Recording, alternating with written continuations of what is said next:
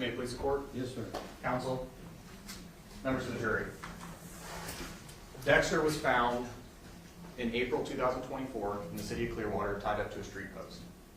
He was brought to Pinellas County Animal Rescue, Animal Shelter, where he stayed there for about a month before he was adopted. He was adopted by this defendant, Domingo Rodriguez.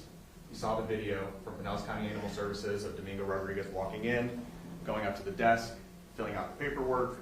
You saw him walk out of that building with Dexter. You saw him put Dexter up into a crate in the bed of his truck and drive away. You can see Dexter in those videos. He's wearing a comb, wagging his tail a little bit, trotting along next to his new dad. Dexter doesn't know that his life is going to end within the next 12 hours. Because the next day, on May 11th, 2024, this defendant, in the same truck that he's driving at Pinellas County Animal Services, he's driving that same truck out of Fort DeSoto. He's by himself. Nobody else in the car, nobody in the front passenger seat, nobody in the back seats. He's got a cooler that's big enough to fit Dexter's body in his truck out of Fort DeSoto the very next day after he adopts Dexter. And then 3 days later, Dexter's body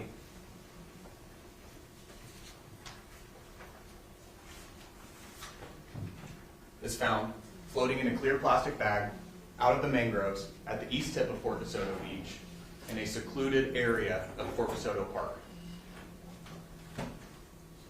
His body, his head is decapitated from his body, he's decomposed, and he's just floating around in the mangroves. That is why we're here today. We're here today because of an aggravated animal cruelty case. And what does that mean? The judge just instructed you on the elements that we need to prove today. But there's multiple counts, and in order to prove all these counts, I'm going to start from that count number 2 and work our way up to count number 1. So count number 2 is this: the unlawful disposal of the bodies of dead animals. So for this charge, there's one element: that Domingo Rodriguez disposed of the carcass of any domestic animal by dumping such carcass on any public road or right-of-way, or in any place where such carcass can be devoured by beast or bird. What's important here is that last sentence, as well as the domestic animal. If you remember, whenever Dr. Perlman was up here giving her testimony, I think it was yesterday, I asked her kind of at the very end, is a dog a domestic animal? Dog, she answered yes, a dog is a domestic animal. And then for the end of that, in any place where such carcass can be devoured by beast or bird. We brought you witness testimony from Jared Bristol, the fisherman, as well as Mark Warchola, who's the park ranger out of Fort DeSoto, who went out to the scene. It may have seemed silly, it may have not made sense whenever we were asking those questions, but I hope it makes sense now while we were asking certain questions. What kind of animals are over in those mangroves? All kinds of different crabs, raccoons. What about the water? There's fish. What about birds? Are there birds out there? Yes, there are birds. You heard testimony that there were holes that were in the bag that Dexter was found in. Those holes gave access to these other animals. So the reason why we were asking those questions is because we knew we had to prove this part of this charge.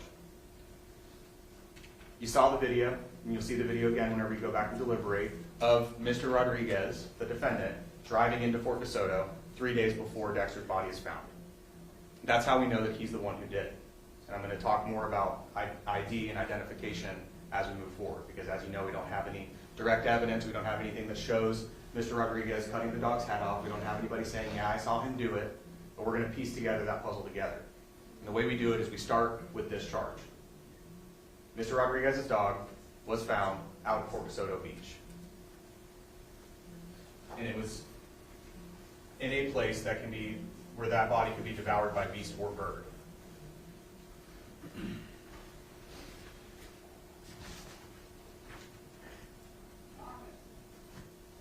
I'm going to explain the verdict forms to you briefly. Because these verdict forms, there's 2 of them, and I don't want anybody to be confused. So the first page is going to look like this. Obviously, his name is going to be spelled correctly. The second page is going to look like this. So that charge that I just talked about is the second page, the unlawful disposal of animals. If you believe that we've proved our charge beyond a reasonable doubt, which we have, we're going to ask you to mark Section A. Section B is not guilty. The second verdict form brings me to that first charge, the aggravated cruelty to animals. Now, if you remember, Judge Meyer was just instructing you about how there's a lesser included offense. So this is not as simple as just guilty or not guilty.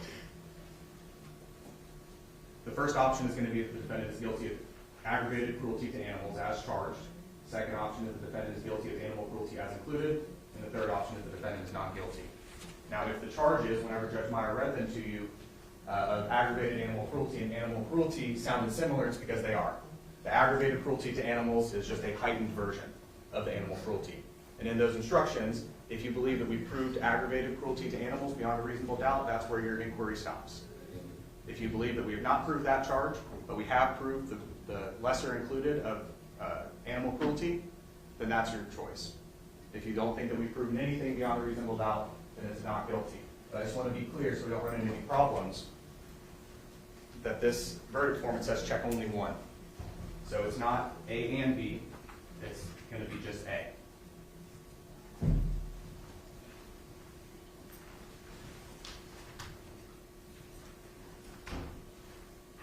For that aggravated cruelty to animals charge, we need to prove two things.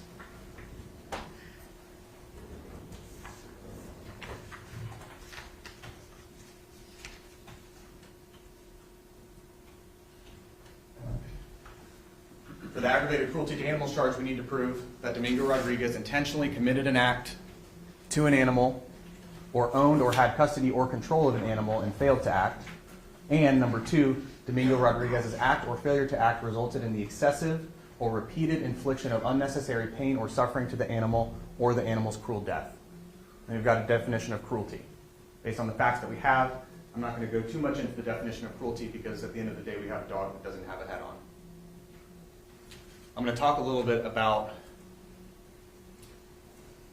how this was intentional and how this was excessive or repeated infliction of unnecessary pain or suffering to the animal or led to the animal's cruel death. You heard testimony from Dr. Perlman. She testified and she did the show and tell in front of you all with the bones. She explained to you all that there were 4 impact marks. Not 1, not 2, not 3, but 4 impact marks that she was able to determine based on her examination of those bones.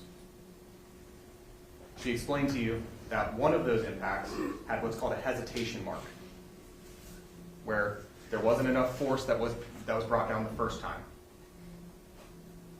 This was not an accident. There was 1, 2, 3, 4. It was on purpose.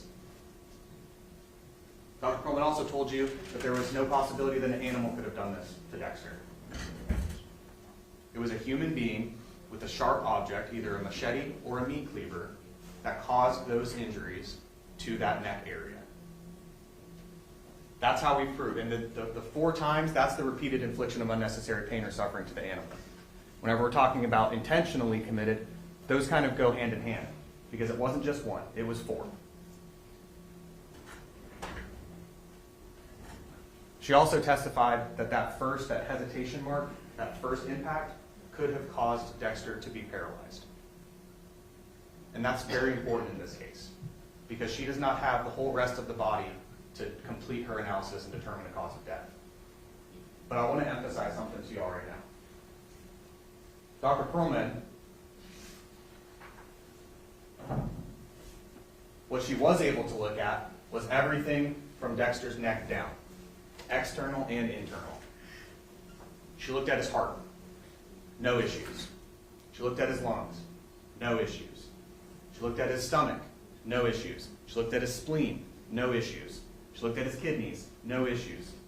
She looked at his intestines, no issues. She looked at his bladder, no issues. She looked at his bones, no issues, no broken bones, not even a bruise on Dexter's body. For all intents and purposes, Dexter was a healthy dog, minus the kennel cough that he had, the doggy cold. My argument to you all is that Dexter's head was likely in the same state as the rest of his body. That if Dr. Perlman had the opportunity to examine Dexter's head, that she would find that he was from the neck up as healthy as he was from the neck down. But unfortunately, we do not have Dexter's head in this case. Criminal defendants are in a very unique situation in a unique position where they are able to determine what evidence is left behind. And in this case, there's no head. And we know that this defendant tried to hide evidence and get rid of evidence when he took Dexter's body out to Fort DeSoto. And I'll get more to that later, but I want you to keep that in the back of your mind. Because that's how we know that it was this defendant who did this act to this dog.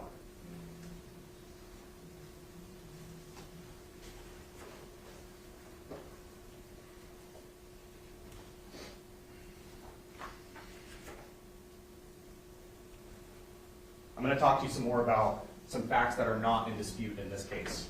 And these are facts that lead us to know that this defendant is the person who did this to Dexter intentionally, excessively, repeatedly, and on purpose. Fact: the defendant went and adopted Dexter on May 10, 2024. Video evidence, you're going to have paper evidence, all the adoption forms, all the adoption paperwork. His name's on it. He's the one who went there. That's fact. Fact: the next day, on May 11, 2024, the defendant is seen entering Fort DeSoto Beach. Fact. On May 14, 2024, Dexter's body is found at Fort DeSoto at the East Tip Beach. That's fact. After the defendant had already left Fort DeSoto Beach, he was on the phone with Animal Services. They called him. Remember Jesus' testimony yesterday. Mr. Rodriguez, he did not call Animal Services to tell them anything. Animal Services called Mr. Rodriguez, and Mr. Rodriguez told the Animal Services that Dexter had escaped and that he had been looking for Dexter. That's after he left Fort DeSoto Beach. That's a fact. There were 4 impacts to Dexter's neck, and those impacts, those were cuts on Dexter's neck that were caused by a human being. Those are all facts that are not in dispute. And when you're looking at this case, and when you're making a determination in this case, you cannot just look at 1 fact or 2 facts or 3. You need to take everything into consideration, which is why I started with the body being found out of Fort DeSoto first. Because it begs the question, why was he out there?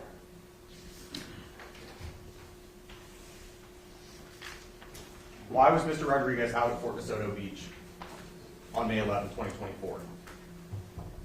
Was it because he was going fishing? Was it because he was looking for the dog like he told Animal Services? That doesn't make sense. And what an unfortunate coincidence it must be for Mr. Rodriguez that the place where he is at, the day after he adopts a dog, that 3 days later, that same dog is found dead, decapitated, floating in the water, out at the same park that he was at 3 days prior? It's not a coincidence. Those facts indicate that there is something much more sinister going on in this case. These are facts that indicate that the defendant was trying to cover his tracks, that he was trying to hide evidence. That's how we know that he is the person who is responsible for Dexter's death, and that he is the person who's responsible for cutting Dexter's head off those 4 times.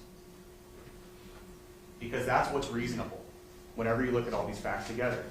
Because if there was some accident that happened to Dexter, or if Mr. Rodriguez had stumbled across and found Dexter, wouldn't he have called Animal Service and said, hey, this dog I just adopted, this is crazy, his head is chopped off, I don't know what's going on? That's what Jared Bristol did whenever he found the dog out of Fort DeSoto. Immediately called 911. Hey, there is a dog here, and it doesn't have a head and it's floating in the water. That's what's reasonable. What's not reasonable is to say that you're out looking for the dog, driving up and down the beach, because that cell site data, whenever you get to take that back with you, whenever Ms. Shapiro testified, you're going to see all those timestamps, you're going to see all those places where he was. And it wasn't just going from home to Fort DeSoto. That map is going to show you that Mr. Rodriguez, he went to his house, he went over to Gulf Boulevard, drove down the beach, came over to Fort DeSoto, went down to Fort DeSoto, came back up, went back down to Fort DeSoto, and then he leaves and goes home. That's what that map is going to show. Mr. Rodriguez was looking for a place to hide the body. He was looking for a place up and down the beach. He wasn't going fishing. There's plenty of spots for him to go fishing up and down Gulf Boulevard. Plenty of places for him to park, go out to the shore, go out to docks, go out to piers. That's not what he did, because that's not what was happening. He was looking for a place to hide the evidence of the crime that he committed.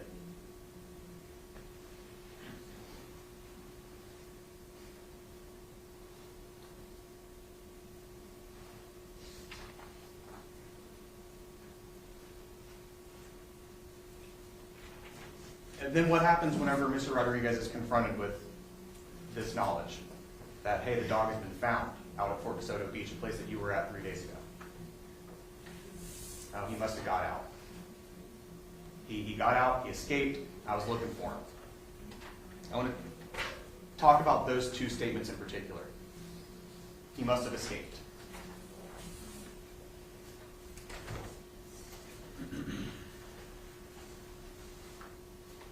This is the gate and the hole underneath the gate and the fence that the defendant says that Dexter slipped through, that he escaped through. Now remember, the testimony that we heard throughout this trial is that Dexter was wearing a cone. I would argue that even without a cone, Dexter would not be able to fit under this gap. The other thing I want you to pay attention to is that it's not like it's dirt that's down here where he could have dug a hole and given himself a little bit more space because he really wanted to get out of that yard. It's concrete. There's no way for Dexter to have slipped under that fence like Mr. Rodriguez says he does. That is another fact in this case. That's how we know that that statement is untrue.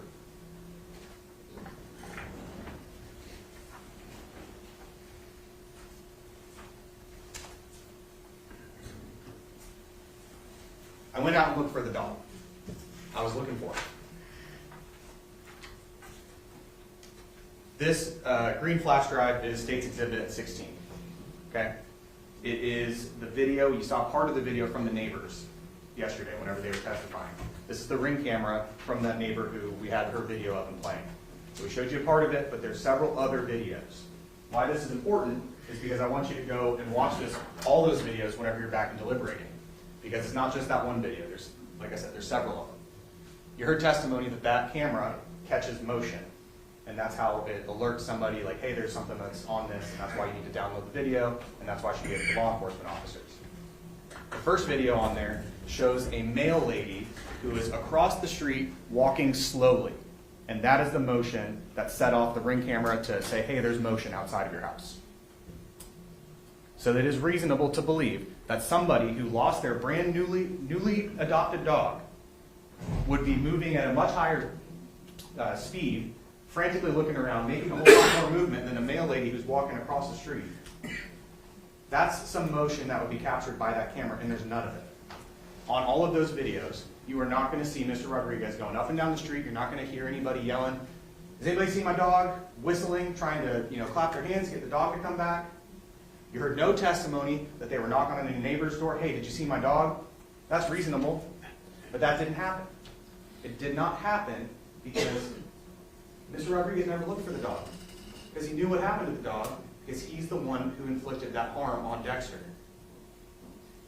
It's an inconsistency with his story, and it's backed up by facts. Now, these neighbors who testified, you heard testimony like that one of them had a Justice for Dexter sign in their yard, so maybe there's some bias there. I will give it that. But there's no bias on video. It's black and white. Well, it's not black and white, it's in color, but it's clear as day. That Mr. Rodriguez is never going up and down looking. So their testimony is corroborated by that evidence. And that's why you should believe what they're saying whenever they said, he never came to my house, nobody was out there looking for Dexter, nobody was calling the dog's name. It's corroborated by evidence that is, it's facts. You can see it for yourself. While I'm talking about the videos, this is a jury laptop. It's going to go back with you whenever you go to deliberate. This is an old piece of government technology. All right? This is what you're going to use to view the evidence. And Judge Meyer just said that the first thing you're supposed to do whenever you go back there and deliberate is pick a foreperson of the jury. The second thing that you should do is get that computer out, start booting it up, and plug it in. Because it does not have good battery and it takes a while to boot up. Whenever you're going through the evidence with the discs and with the flash drives, I also recommend that whenever you plug it in, you drag it off of the flash drive and download it to the computer. That way you can actually view the evidence quickly, so it doesn't have to, the computer doesn't have to talk to the flash drive or talk to the discs. That way you can actually view things in an efficient way.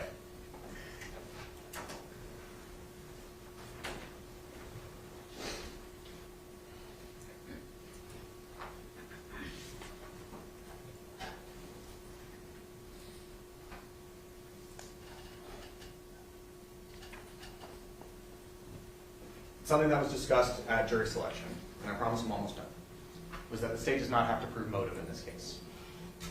And frankly, we don't have an answer for why Mr. Rodriguez did this to his brand new dog. I don't want to know what was going through his head whenever he decided to do this to his dog. We may never know what was going through his mind whenever he did this to his dog.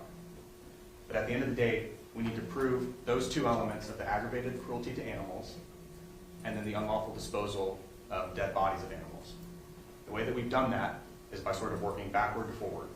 From the start of the investigation, at the end of whenever Dexter was found, seeing Mr. Rodriguez pull into Fort Cosoda with a cooler that's big enough to fit Dexter in it, to Mr. Rodriguez's inconsistent statements, to the time that he went and adopted Dexter. That's how we've proven that case. That's how we've proven that Mr. Rodriguez was covering his tracks. He was trying to hide the evidence, and he didn't think he was going to get caught.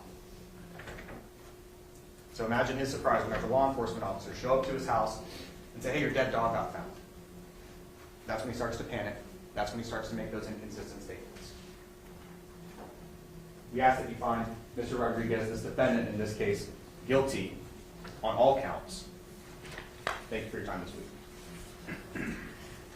Thank you. Does the defense wish to give a closing argument? Yes, Your Honor. You may proceed.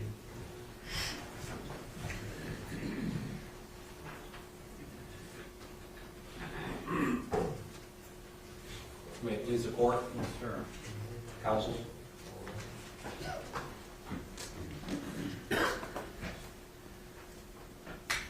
Members of the jury, good morning. This case is undoubtedly tragic. A life was lost, the life of a dog named Dexter. We understand and appreciate the gravity of the situation, the sympathies, the disgust. We too want justice for Dexter. Nobody wants to see this happen to any dog, any animal, for that matter. This is a serious case, no doubt about it. These are serious allegations. But that's why your role in this case is that much more important. Because when it comes to a tragic case like this, there has to be proof. The state has the burden. No, the public duty and the obligation to prove my client killed this dog. And they have to do it beyond all reasonable doubt, the highest burden in our justice system. This is tragic. But what's more tragic is wrongfully convicting an innocent man when there's no evidence to support it. No evidence as to who, the what, the where, and the when. At best, they have suspicion. That's not reasonable doubt. That's not guilty. Justice for Dexter, absolutely. But justice for Domingo Rodriguez, too. And while it is understandable to seek justice for such a loss, justice must be based on the facts, not speculation. Justice must be built upon the foundation of evidence, not guesswork, not bias, and certainly not suspicion. Suspicion is speculation, and speculation is nothing more than imagination. You know what the state is asking you to do? Use your imagination, because the facts are not there. Even the doctor said there's a lot of missing pieces to this puzzle. I wrote it down because it was so important. There are, in fact, missing pieces to the puzzle. That's their fault, not ours. They had to put the pieces together to establish a picture of guilt, and they have failed to do that. They're asking you to use your imagination to fulfill and find every element of this offense beyond all reasonable doubt. Members of the jury, this is not Fantasyland or Wonderland. This is not a game. state has stranded you on a game board and has burdened you with choosing from a whole bunch of possibilities. It's Colonel Mustard in the kitchen with the wrench. This is not Clue. You guess wrong in the game of Clue, you keep playing. No harm, no foul. You guess wrong in this, the real world, when we need facts, when there's a government system in place where they have the burden of proof, it's no harm, no foul. An innocent man's life and liberty is at stake. This is serious. This is not a game. And shame on them for putting you in a position where you have to use your imagination. Sustain the honor. They're putting you in a position to use your imagination. Dr. Perlman, I can't. It's out of my expertise to pick exactly which weapon was used. They're putting you in a position where you have to choose and fill in the gaps for them. That's not how this works.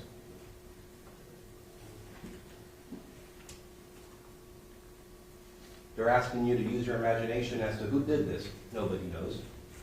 Their lead case agent, I asked him, is there any direct evidence that you have against my client? No. Okay, how about indirect? The exact question I asked him. No. They're asking you to use your imagination as to where these crimes occurred. Nobody knows.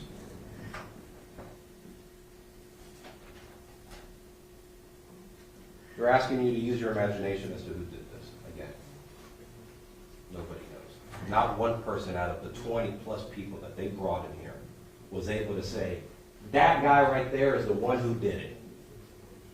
On the contrary, what they did, that's my neighbor. That's my father. That's my family member. That's the guy who adopted the dog. We know that. But not one person raised their right hand and said, remember the jury, that's the man who did it. Not one person. That's lacking.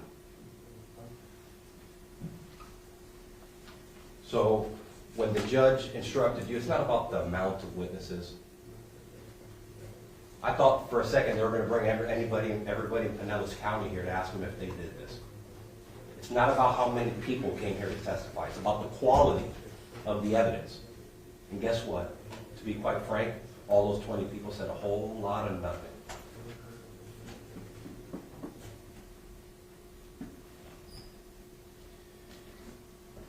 You heard a lot of nothing from Detective Payton, digital forensic analyst, lead case agent, Deputy Rosenberg, forensic veterinarian, Dr. Perlman. And we'll get into the specifics of their testimony in just a bit. And the 20 other people they brought before you. But let's consider what Detective Payton said. It's pivotal in these types of cases. Who, what, when, and where. Let's use that as a roadmap as I continue with my closing argument. I even asked Detective Payton, okay, you'd agree with me that in regards to these questions, who, what, when, and where, we have no answer. You know what he had to admit to us? Right, we don't.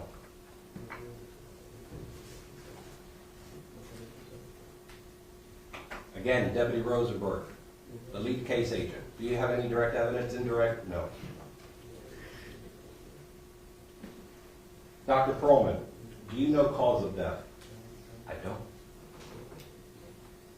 Can't. The dog was dead before the decapitation occurred. The state has to prove that this was done to a live dog. It falls apart. Their own witness told you that the dog was deceased prior to the decapitation.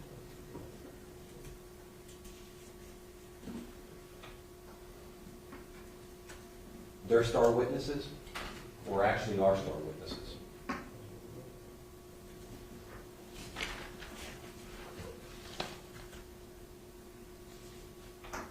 The state carries the burden of proving this case beyond a reasonable doubt that my client intentionally committed an act that resulted in the cruel death of this dog. That's a heavy burden. Now I want to direct your attention to jury selection. You have to ask yourself, are you in any better position than you are now when this case began? Even the judge told you and gave you the example. No evidence is presented. If you had to find a verdict right now, guilty or not guilty, what would it have to be? Not guilty. Numerous people answered the question. It was asked, does anybody have a problem with that concept? Everybody agreed. You swear to uphold the law and the judge's instructions in this case. You heard it from the judge himself. You have to find the defendant not guilty. What has changed since that statement was made, that conversation at jury selection was made? What has changed between that time and now? Nothing. As a matter of fact, you're in a worse position than you were when this case started. Because I'll level with you. There's always a curiosity, accusations, charges. I get it. But you've heard from everybody here so far. The case is closed. This is the evidence. And nobody is able to determine that it was my client who did this. They're asking you to make a lot of jumps in this case because all they have is adoption, seen at the park, and he made some conflicting statements about how the dog escaped. That's it. That's it. You take those three things, and now they want you to jump, and say, no, he did this. He intentionally committed cruelty, committed decapitation. Members of the jury, let's use common sense. They're basically essentially asking you to find my client guilty because he adopted a dog. That's like finding a husband guilty of murder solely because he was married to, of murdering his wife simply because they were married. That makes no sense.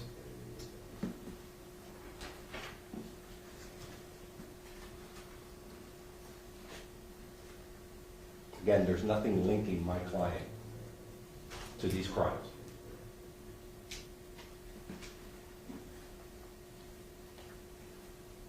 No eyewitnesses, no video footage showing what happened, no forensic evidence, no DNA, no fingerprints, no weapons, zip, zilch, nada, nothing, nothing. They brought you and put you in a patchwork of speculation. I want to talk about the where and when. Where the dog was found. We heard from the young fisherman, the young man who found it. He testified that the bag could have been drifted and came from anywhere. Even from the Sunshine Skyway Bridge. The tides move unpredictably. They come in, come out. Yet the authorities have said, no, this is where it is. They got rid of common sense almost immediately. Even the young man, wisdom, wise young man said, you drop a can in the waters, you think it's going to stay there? Remember the jury, that bag was not left at Fort DeSoto. It ended up in Fort DeSoto.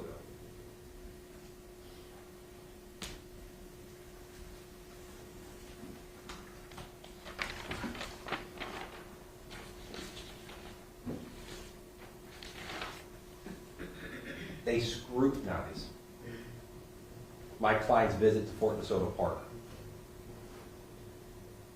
He told the authorities that sometimes he does some unofficial driving and then he took 3 men there. Take a look at the video. The deputy had to admit to me when pressed, yeah, you can't really see in the back. There's 4 doors to that truck, members of the jury.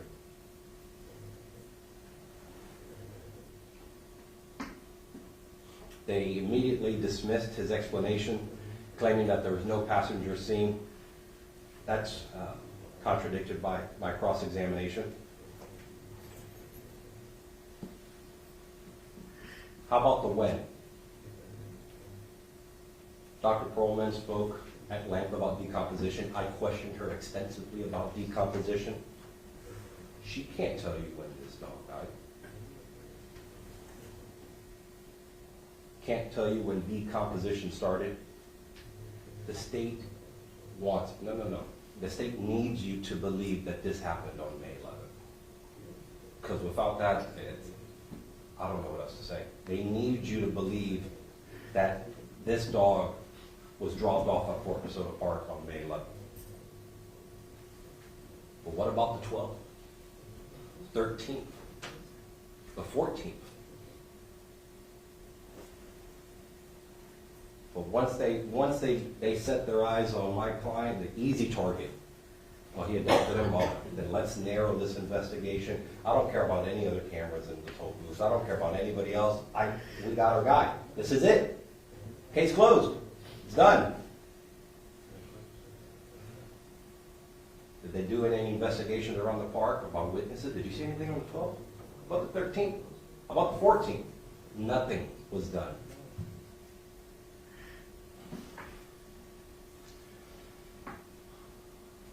And the reason that this is important, especially when we talk about decomposition, right? Because when you take into consideration the warm waters, it's in May, the humidity, the temperature, the clouds, decomposition is accelerated. The state wants you to believe that, no, it's the 11th, and that's, for 4 days, it was decomposed. No, members of the jury. It's probable that somebody dropped this dog off, God knows where. Literally, God knows. Nobody else in this courtroom. And if the state knew, they would have force-fed that to you. Only God knows where this dog was dropped off. And it decomposed, accelerated, because of the warm temperatures, the warm waters, especially in Florida in May. So the decomposition could have started the 12th, the 13th, or even the same very day. Look at the picture. You think that there's air conditioning in that animal control car? They had the dog wrapped in a black bag. It was decomposing on the way from Fort Minnesota Park. When it got to Dr. Perlman, God knows how much it had already decomposed. There's no way of saying that the 11th was the day. Or even the 10th for that matter.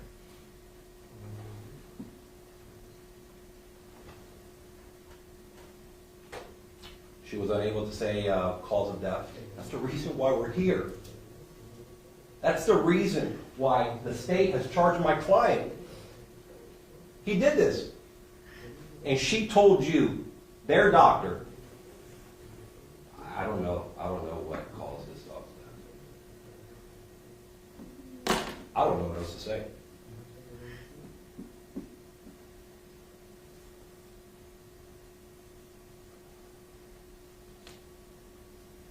How about the cooler? Members of the jury, I'd argue that's a red herring.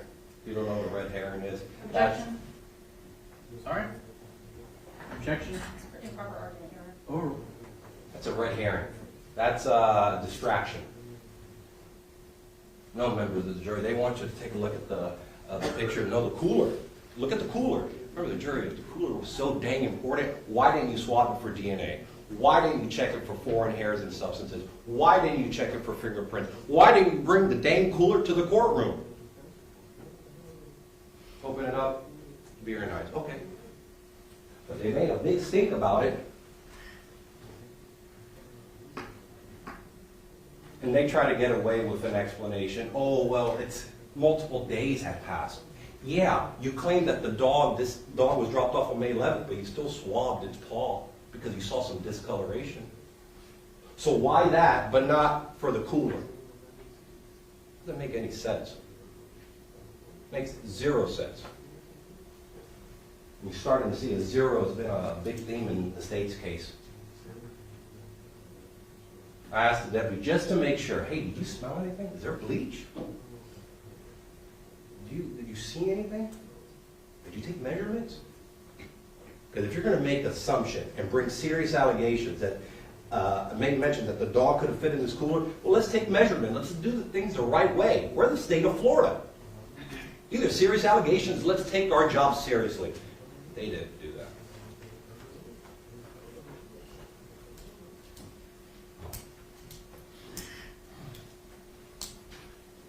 Don't get distracted by the cooler. Because if it was very important, it would be here right in front.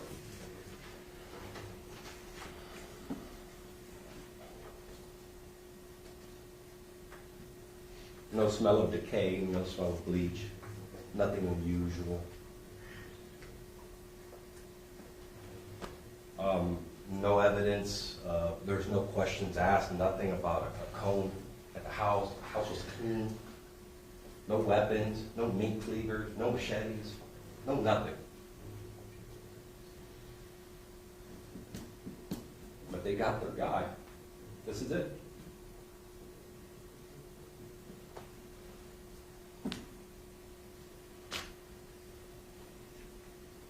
But they took trash bags. They analyzed the trash bag, and if you want to give that credence, same trash bag that you could, trash bag there in that courtroom that has a knot on it. You can find a trash bag like that at Publix, Winn-Dixie, Walmart, anywhere. No fingerprints, no nothing. But they took the trash bag, not the cooler. They had a forensic tech, they measured the trash bag. You saw that. And even after their analysis, there's no match. Nothing to, of course there's no match. You go to practically anybody's house here in Pinellas County, they're going to have a trash bag that looks like that.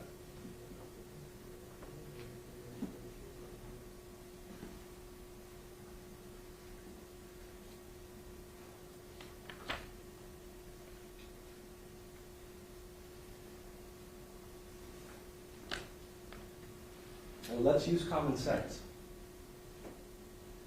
Here in Florida, a lot of fish, crab, raccoons. You heard that from the state. And there was holes in this bag when it was found. You'd think if a deceased animal is floating in the waters of Tampa Bay, it's going to be in the peace and the condition it was found after 4 days. Fish would have got into it, sharks, other animals. The skin was still on the animal when it was retrieved, which means that the dog was not left there the 11th. If it was there the 11th, the 12th, the 13th, or the 14th, you would see signs of fish, animals trying to get to it. Birds. Heck, they brought a charge of improper disposal that could be left in a place of, that could be devoured by bird or prey. So you're telling me for 4 days nothing touched this animal? I'd argue that things started getting into the bag. That's why there's holes in it. I guarantee you if that animal was left on the 11th, like they need you to believe, we wouldn't even have anything to have examined. It would have been valid. Use your common sense, members of the jury.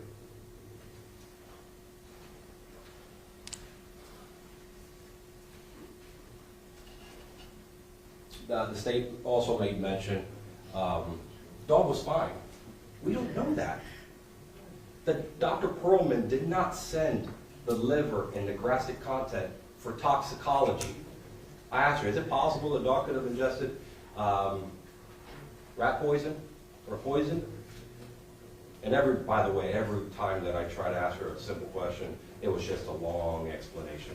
A whole lot of nothing, like every one of their other witnesses. But she says, no, her best explanation was, no, gross evidence. It's a big word. It just means looking at it with your eyes. That's not science. Science is sending it out for examination. She didn't send out any biological samples. She didn't send out any toxicology. God knows what a toxicology report would have discovered. Rat poison, eating something. Dogs can't eat blueberries, onions. Nothing like that. Chocolate. A tail hold its time. Dogs can't eat chocolate. Nothing was determined what this dog ate while it was roaming the streets. Who fed it? Those are reasonable questions. What would a toxicology report have shown? It was never said. We have a decapitation case, of course. But obviously, the decapitation was not the cause of death. So what was? Don't you think it would have been prudent to further analyze? Give us an answer? You deserve an answer, members of the jury. And it was their job to give it to you. And instead, they've left you with more questions.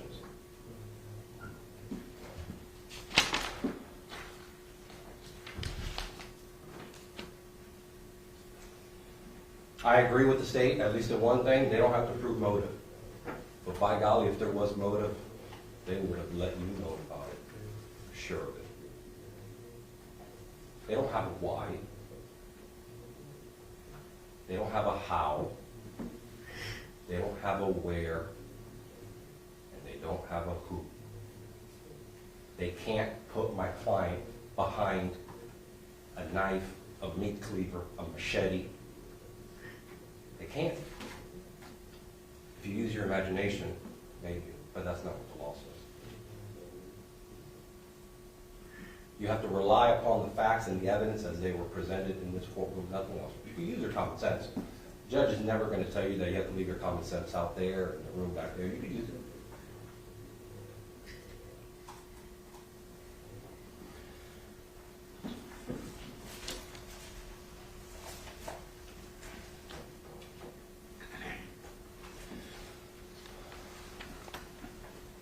But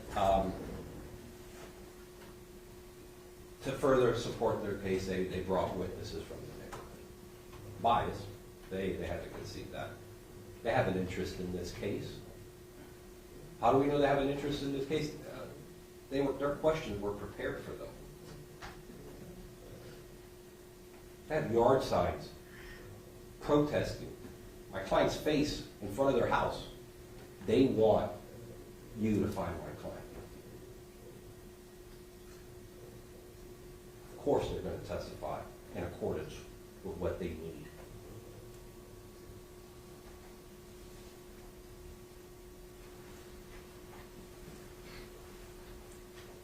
But again, their best case is he said he was looking for the dog, and the video camera doesn't show him looking.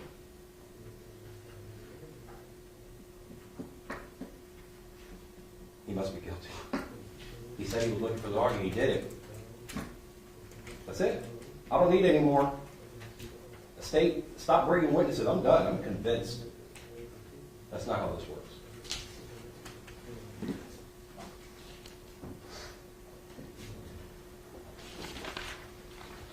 There was a double standard in this case.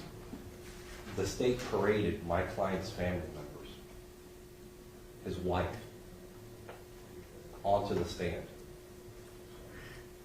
And it was so embarrassing, even the state had to excuse himself when they asked, "Did you do this?" Come on. Come on. That's how you know their state is so weak. They know it. No, we got to exclude other people from doing this. That's absurd. And they want you to believe. No, when his family members say they didn't do it, you need to believe them. But when my client says the dog escaped, you should consider him a liar and find him guilty. What a double standard. Believe his family members when they say they didn't do it, but when my client says something, don't believe him. He's guilty. That's hypocritical.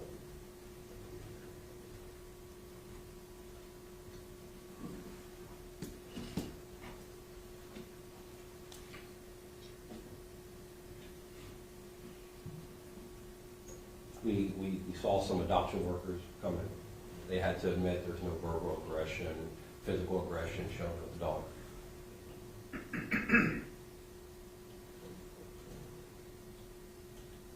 And again, three people to say that he adopted a dog, we get it. Crazy world out there. But that's not reasonable doubt.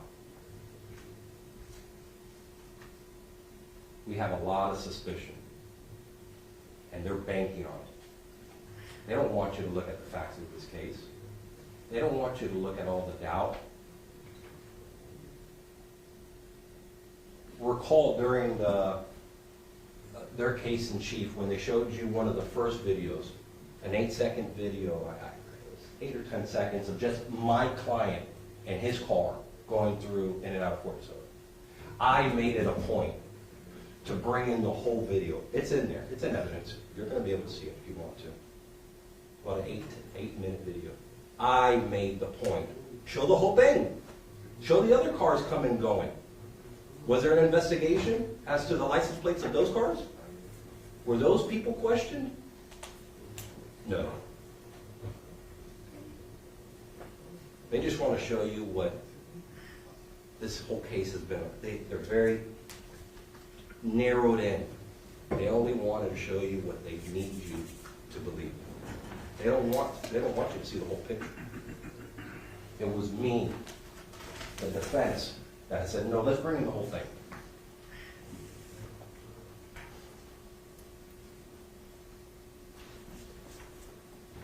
What the state has given you at best is a hunch, an assumption, a theory based on a fallacy. There's classic formal fallacies, logic. Here's a good one. The vet can't find any reasonable explanation for why my dog died. See? That proves that you poisoned him. There's no other logical explanation. That's a fallacy. That's illogical.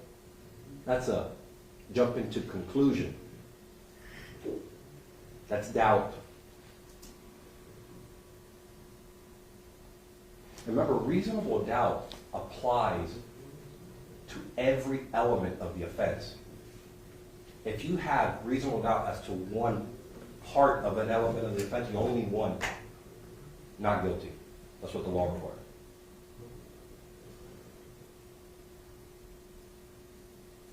Suspicion is not enough. Throughout the trial, I noticed a little tension, a little eagerness, maybe a little excitement. Oh, the forensic technician's coming. This must be the part where we get the facts. I saw some scribbling. I saw, okay, ears pricked up. And after the forensic tech testified, nothing. Oh, the forensic veterinarian, okay. I felt it. She testified. Detective, digital forensic analyst, Detective Payton. Okay, here it is. Here it comes. 5,000 messages, couldn't find anything. There was a gap in history, but it could have been many things. Updates.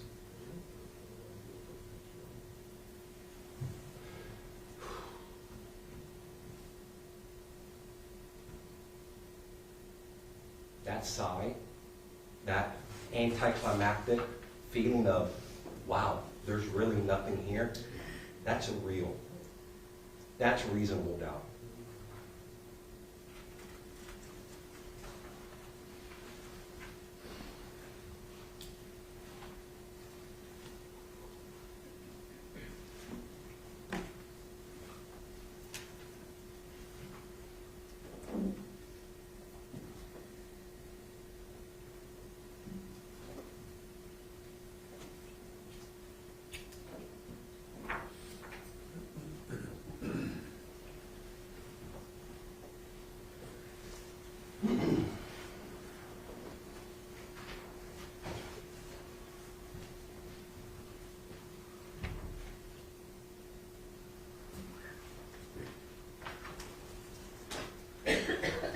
This is the main charge.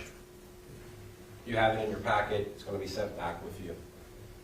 One thing that's not explicit in these instructions is that you have to prove identity. That is this name right here, my client, Domingo Rodriguez. You got to have some facts to hang your hat on that it was my client that did this. Not that my client adopted the dog. My client did this. There's no facts. so it's not Domingo Rodriguez. Intentional, that's a strong word. Intentional acts. What evidence do you have presented before you that he intentionally, my client, did this? None. Their best evidence is that the doctor said there was multiple hacks. The same doctor who said that the dog was already dead and we don't know the cause of death. If you don't know the cause of death, that means the decapitation was not the cause of death. She said that. She confirmed that. Look at your notes. Decapitation was not the cause of death. That's the only reason why we're here. So there's nothing intentional. The act. What was the act? There was a bunch of possibilities as to what happened. It's a crazy world out there. We have no idea. And I argue that the other option, owned or had custody or control of an animal and failed to act, there's been no evidence that he failed to do anything. It's not criminal to not look for your dog. And there's nothing in the instruction that's going to say that. Nothing in the law that the judge is going to give to you. And then you have to look at element 2. So if you have any reasonable doubt as to Domingo Rodriguez, or intentional, or the act, the law requires not guilty. Domingo's act or failure to act resulted in excessive or repeated infliction of unnecessary pain or suffering, or the animal's cruel death. We don't know what the death was, so it can't be cruel. We don't know what caused the dog's death. So that portion, that enough, requires you to return a verdict of not guilty.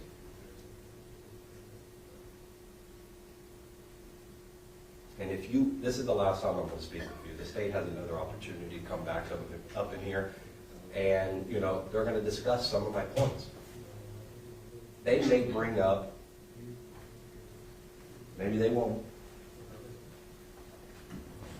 Dr. Perlman testified that the first hack, whoever did this, caused a paralysis. If you believe that, there's no pain and suffering. If you believe that. Which there's no reason to even get that far, to be quite honest. But again, we have the problem. They had no idea who did this, and it was their job to show you. Cruelty, you don't even need to worry about. The state conceded it. They said, decapitation. They said it themselves. I'm not just making that up. They said, no, we don't got to worry about cruelty. Remember the jury, the dog had his head decapitated. But that's not what caused the death of the dog. So, again, that's more reasonable doubt. It falls again. Let's look at the lesser included. Animal cruelty. I'm just going to show it quickly because even the state said it's practically the same thing. And when we mean the same thing, it's just more reasonable doubt. To prove the crime of animal cruelty, the state must prove beyond a reasonable doubt. Domingo, we have an issue with identity. Who did this? Unnecessarily mutilated or killed? Well, we don't know that because we don't know cause of death and we have no evidence that he did this. So you have to find him not guilty of the lesser included as well. Now, the second charge, unlawful disposal of a dead animal. We have an issue with Domingo Rodriguez again in all these crimes. Disposed. No evidence that he disposed anything. No evidence whatsoever.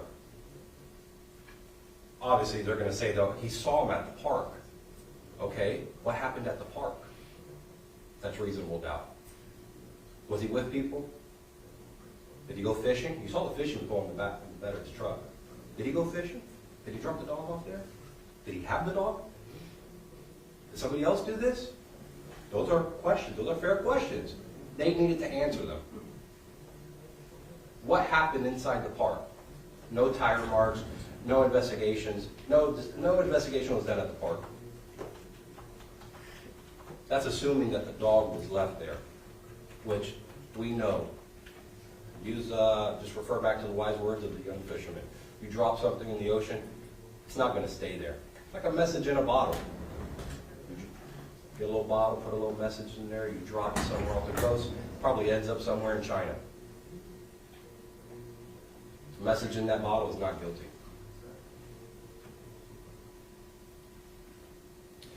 So we don't have public road or right of way, because if just for the sake of argument, if you were to believe that the mangroves were it, the mangroves is not the right of way and it's not a public road, so you're left with in any place where such carcass can be devoured by beast or bird. We do not know where the animal was dropped off or by who. There's no fingerprints, there's no DNA on the back. Nothing. So this has to be a not guilty.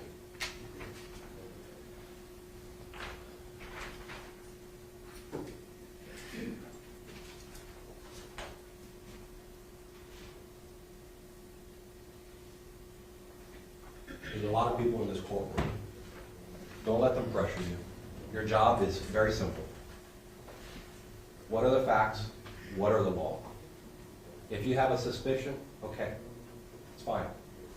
But a suspicion is not enough to convict a man whose liberty is at stake. If you're curious, okay, it's fine. You all are human beings, but that's not enough. You need to have facts. And the state is going to get back up here and they're going to reiterate. Adoption, seen at the park, and inconsistent statements. Inconsistent statements, you know when those were made? At 2 o'clock in the morning. Oh, he had something to hide, members of the jury. If he had something to hide, why would you let a law enforcement officer in your house at 2 o'clock in the morning, show him inside your house, show him in your back patio? That's not a man who wants to hide something. Because think about it, he was not there at the home. He did not have time to organize his home.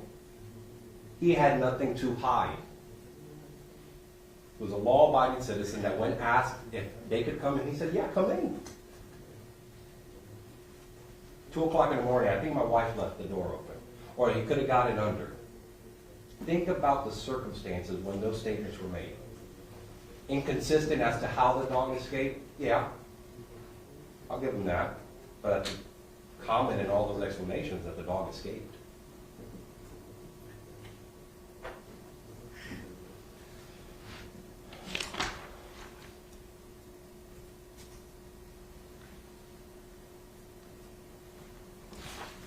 This is the verdict form. Obviously, the judge made mention that there's a typo error. I wrote the D in to make it Domingo Rodriguez, but it's going to be substantially in the same format. You're going to have to only pick one of these, okay? Based upon the law and the evidence, this C needs to be marked. Not because I'm telling you, but because the law mandates it. The law requires it. There's no evidence here, members of the jury. I can't say it enough times. And the same for the second count. It's going to be B. The defendant is not guilty.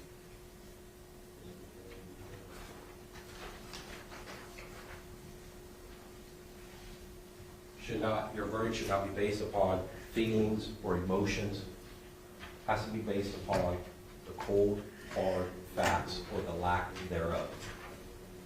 And we have a lot of lack in this case. They had a heavy burden and they barely got off the ground. Doesn't matter that they brought 20 people in here. It was a lot of nothing that they testified to. All those witnesses, I'd argue, we could have called them and it would have helped our case.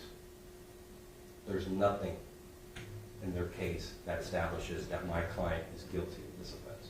And for all those reasons, as I just demonstrated, we're asking that you follow the law and that you find my client not guilty of both counts in this case. Thank you.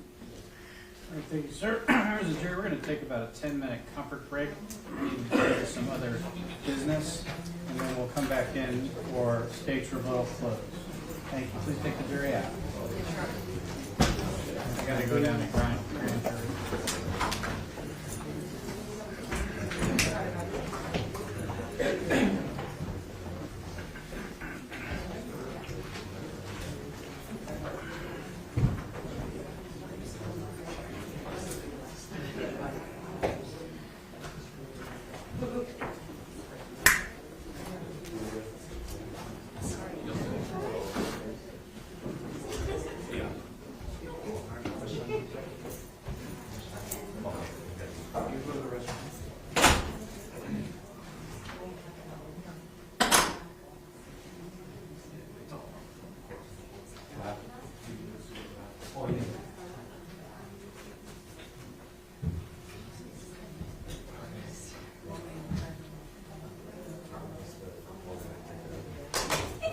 If you stay there, if you could say,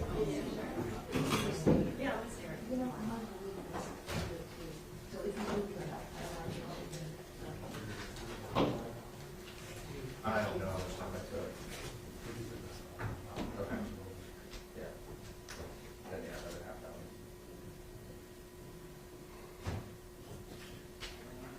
I know. Almost there. God, I can't believe I freaking spent this. And when you build it, I don't know.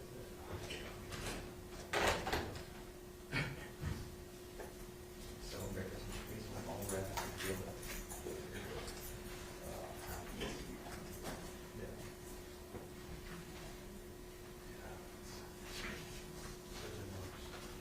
Sure.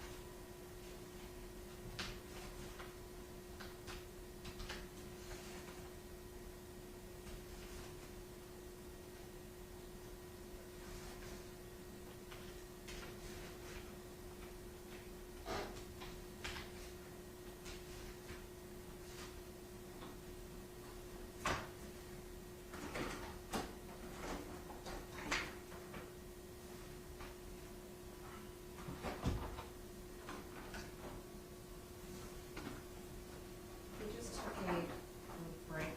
Can I go back for a second?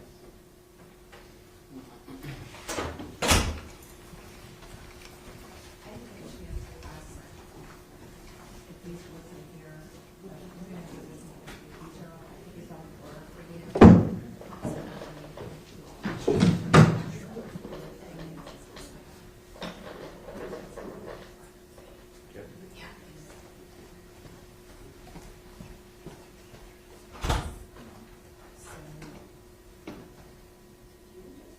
I guess they're in the water, right? So 7, 9. 7, 8. Okay. Just so you know, so they'll be at the bottom.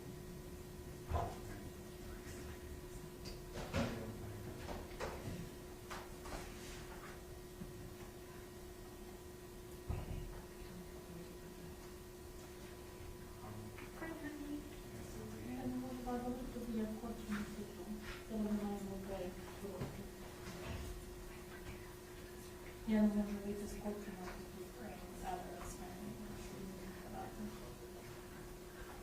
Що там? How's little thing?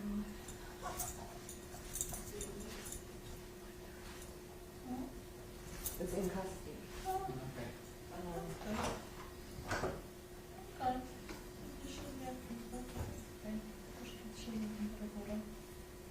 Чоловік, якщо виплатить, то поради. Само коли зараз легше стане. Apparently, в мене... Hold on. 1 second.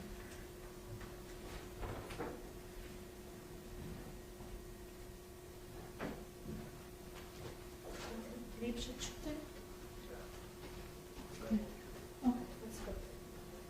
Просто не можу з корту вийти, бо там кажуть мене, а Денис може його лишати. So, виходить, що Чайлд вчора встався, і жінку, що була в Чайлд тому вчора. Вони додому писали, а мене поставили. So, стався, бо що я мати Чайлд. За якого платить. But we'll see if you want to do it. I'll call you when I have a break, okay? You don't want to get there, then you have to go to my call. I'll call you. Manager, okay, honey? Okay.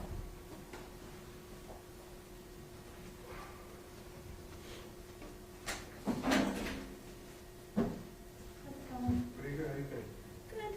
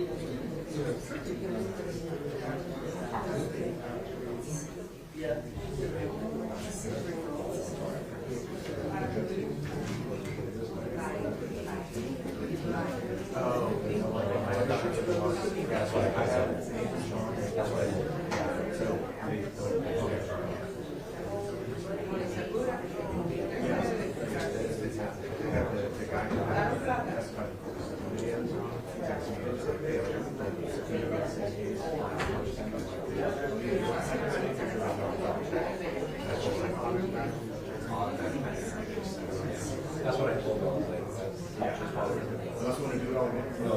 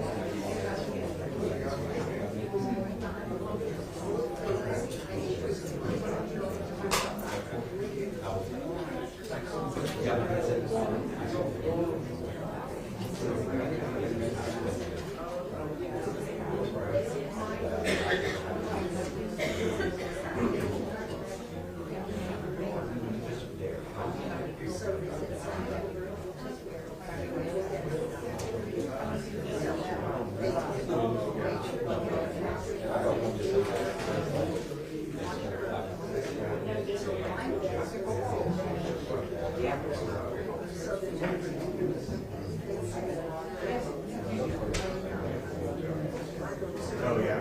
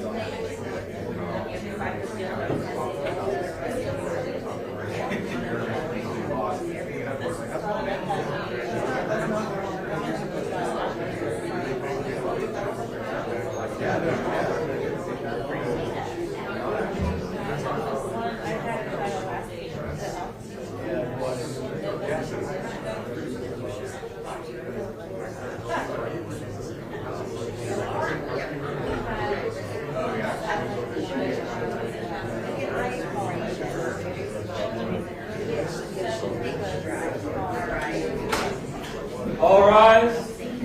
Circuit court's back in session. All right, thank you. Be seated, everybody. Go ahead and bring the jury back in, please. Your Honor, can I first with the correct verdict forms? Yes. Your Honor, would you be willing to give me a 5-minute warning? Yes. Thank you. And the state utilized 21 of its 60 minutes, so you have 39 minutes. Thank you.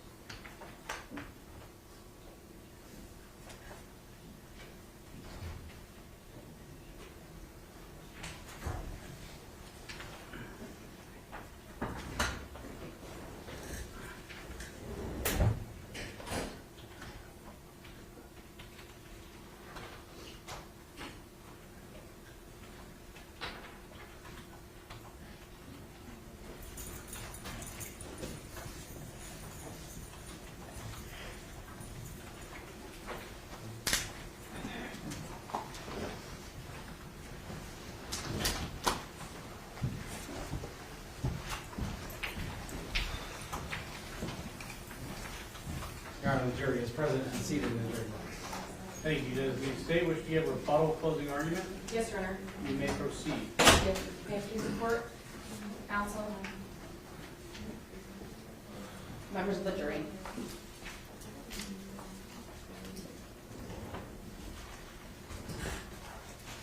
Defense counsel is 100% right. The state has the highest burden, and we welcome that burden, and we welcome proving the case beyond a reasonable doubt with circumstantial evidence and testimonial evidence alone.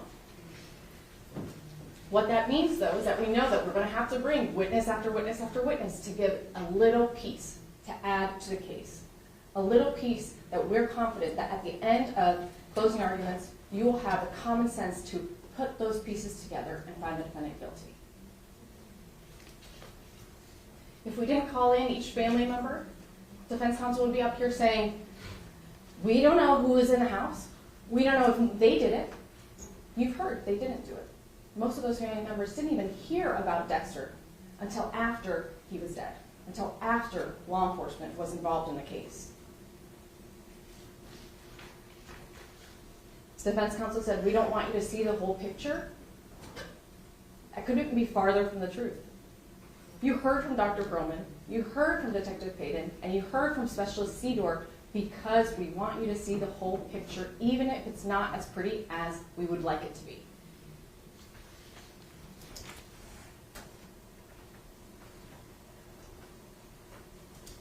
Let's talk a little bit about Dr. Broman. She said no toxicology was done. Imagine all the toxins, all the poisons, all the gases out there, and she told you there is no one single test-all test. They need to know where to start. And think about how decomposed that body was. As far as the neighbor's bias, at the end of the day, what those neighbors want is justice for Dexter. At the end of the day, what those neighbors want is the best for Dexter. If they're giving testimony purely based on bias, wouldn't we think that they would be up here saying, yeah, I saw him. I saw him do this. I saw him do that. I saw the dog was hurt. But no, they gave you the facts as they knew them because that's what they were.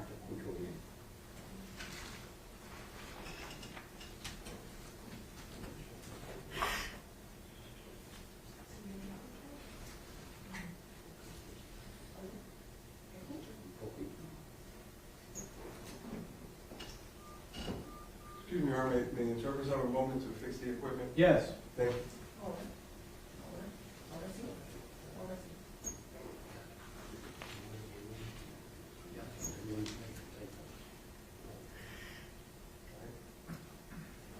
Good to go.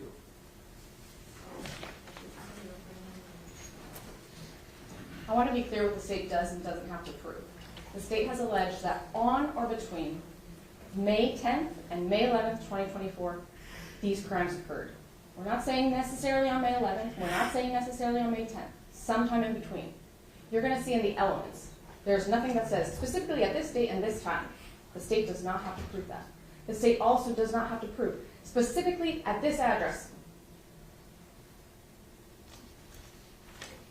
The state has to prove the elements that come with those charges. And based on the facts that you have, we have proven that. We don't have to prove motive, but ask yourself, why decapitate a dog? A dog who perhaps is already dead. People don't decapitate dead dogs. People don't decapitate dogs. But this defendant, and that's what you heard from the witness stand, this defendant is the only person who had custody and control of Dexter the entire time from 5:10 to 5:11. It doesn't mean that Dexter necessarily was in his sight the whole time, but he's the one who was responsible. He's supervising Dexter. He's the one who adopted Dexter, and nobody else got the head off Dexter.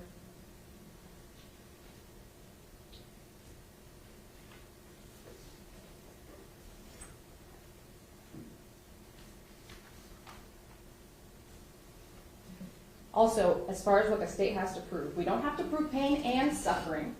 We have to prove pain or suffering. Okay? Suffering doesn't necessarily have to be physical. It doesn't say that in those elements, in that jury instruction.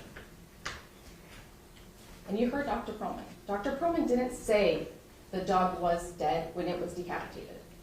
She said she couldn't say. And why would we want her to say something, to give an opinion, when she doesn't have Dexter's head? To have a full picture.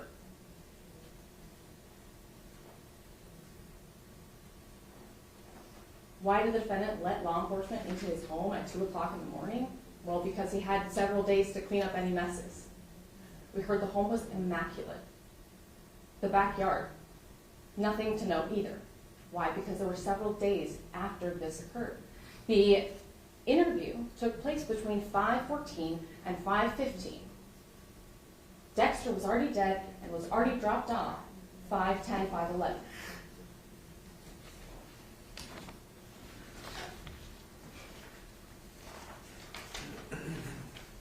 And finally, the defense counsel has talked about gaps, missing pieces, imagining. I'm going to talk about some gaps, starting with some small gaps.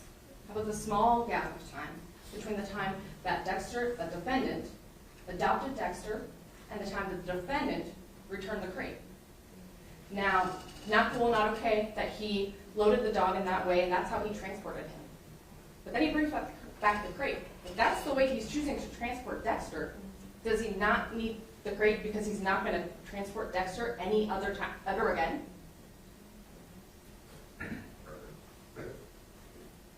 He doesn't even stick around to get the refund. Another small gap. My co-counsel already touched on it. That small gap under the fence. Dexter, not only did he have a cone on, he was supposed to wear that cone for several days. The defendant never took off that cone when Dexter was at the house. But Dexter has a little noggin. He has a head. This is not a small little dog. Right? This is not a dog that's going to fit under that small gap. Another gap. How about the small gap of time between Dexter's adoption and the time that Dexter goes missing? This defendant adopted and lost a dog within less than 12 hours. Lost a dog. Another gap in the defendant's timeline, specifically when deputies asked about when he went to bed. He told them 10, 11. When did you wake up? 6, 7, 7. He omitted the fact that he was up. He was up in the middle of the night.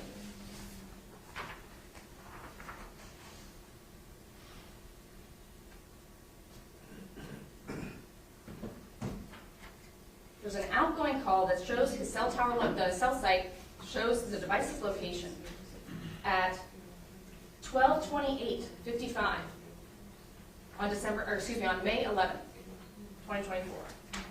There's another one, another data point at 12/29. Again, this is May 11th, in the middle of the night. He's at this home. And whose home is this? This is the home of the family members that you heard from. Several of them were from this home. They testified to this address, and they testified, I did not cut the head off that dog. They also testified, I didn't know about the dog. I didn't know about the dog until law enforcement was involved.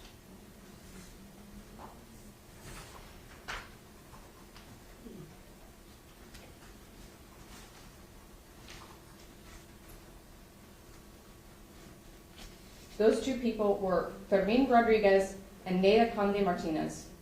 They didn't know about the dog. They were the ones living at that home at the time.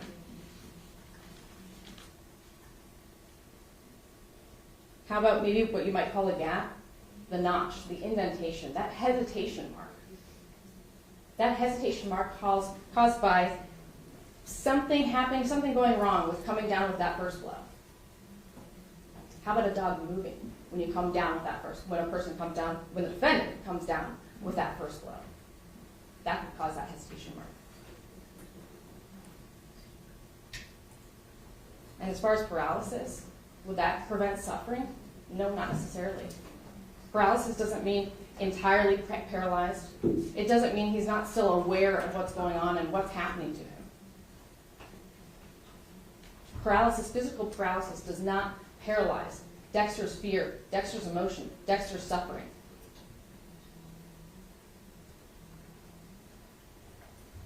How about, this is a crucial gap. The gap in time on the defendant's phone, his data, his search history, a big, and maybe not big in length, crucial, big gap. The entire trial, you guys heard, your members of the jury, you all heard me and my co-counsel asking about May 10th, May 10th, May 11th, May 11th, over and over and over again. And when is it that his phone doesn't have any search history? May 10th through 12th.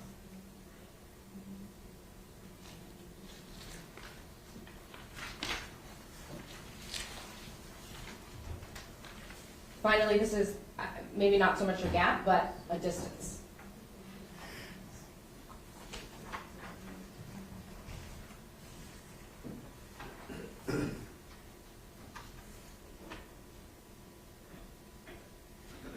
The distance between the defendant's home and where Dexter is ultimately found. This distance is not a coincidence. In fact, what defense counsel is asking you to do, they're asking you to speculate. They're asking you to believe that this defendant was so unlucky that first he adopts a dog, he's so unlucky that that dog goes missing within 12 hours. And then he's so unlucky that a random person finds the dog. And he is even more unlucky that he finds the dog and he decapitates his dog. And now defense wants you to believe that he's so unlucky that that random person who decapitated his dog now left the dog miles and miles away at a very specific location. And he's so unlucky because just coincidentally, he also goes to that location at the time that his dog is missing.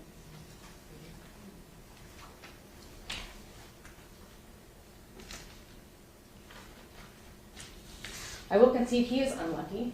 He's unlucky that he didn't cut off the microchip with Dexter's head. Because if that microchip wasn't there, who would know who Dexter belonged to?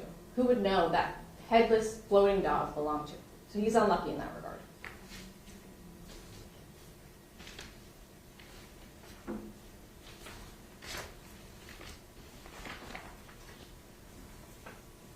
Members of the jury, the state asks you to rely on your common sense. And if you feel that there's any gaps in the evidence, fill that gap with common sense and find this defendant guilty on all counts. Thank you. All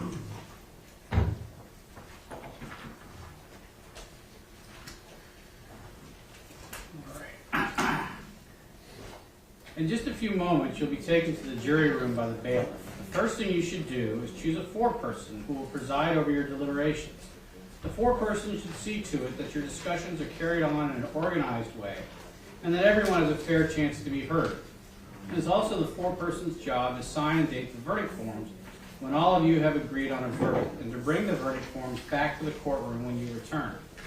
During deliberations, jurors must communicate about the case only with one another and only when all jurors are present in the jury room. If a juror goes to the restroom, the deliberation should stop until the juror returns. You are not to communicate with any person outside the jury about this case. Until you have reached a verdict, you must not talk about this case in person or through the telephone, writing, or electronic communication, such as email or any other means. Do not contact anyone to assist you during deliberations. These communications rules apply until I discharge you at the end of the case. If you become aware of any violation of these instructions or any other instruction I have given in this case, you must tell me by giving a note to the bailiff. Many of you have cell phones, tablets, laptops, or other electronic devices here in the courtroom. The rules do not allow you to bring your phones or any of those types of electronic devices into the jury room. And it says kindly leave those devices on your seats, but what we're really going to do is have the bailiff collect them from you in the jury room, and they'll put them in a little basket or box outside the room. And they will be guarded by the bailiffs while you deliberate. If you need to communicate with me, send a note through the bailiff. If you have voted, do not disclose the actual vote in the note. If you have a question, I will talk with the attorneys before I answer. So it may take some time. You may continue your deliberations while you wait for my answer. I will answer any questions if I can in writing or orally here in open court. During the trial, items were received into evidence as exhibits. You may examine whatever exhibits you think will help you in your deliberations. These exhibits will be sent into the jury room with you when you begin to deliberate. In closing, let me remind you that it is important that you follow the laws spelled out in these instructions in deciding your verdict. There are no other laws that apply to this case. Even if you do not like the laws that must be applied, you must use them. For more than 2 centuries, we have lived by the Constitution and the law. No juror has the right to violate rules we all share. May I have the attorneys to the bench briefly?